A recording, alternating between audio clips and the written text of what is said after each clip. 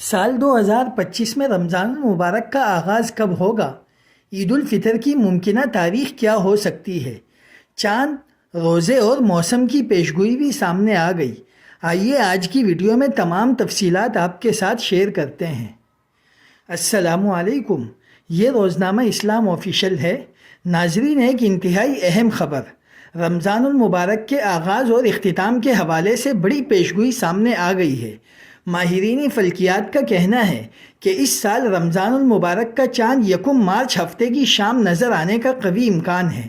اگر یہ پیشگوئی درست ثابت ہوئی تو پہلا روزہ 2 مارچ اتوار کو رکھا جائے گا انشاءاللہ۔ لیکن کیا آپ جانتے ہیں کہ عید الفطر کا چاند کب نظر آئے گا؟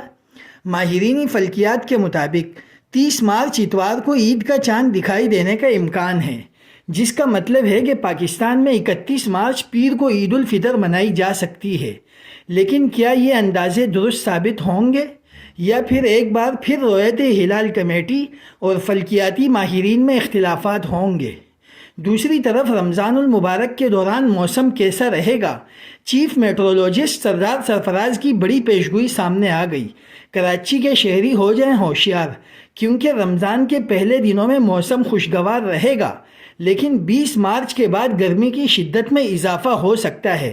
رمضان کے آخری عشرے میں گرمی بڑھنے کے بھی امکانات ہیں۔ تو کیا روزے داروں کو سخت گرمی کا سامنا کرنا پڑے گا یا پھر موسم قدرے بہتر رہے گا؟ یہ سب جاننے کے لیے ہماری اپڈیٹس پر نظر رکھیں۔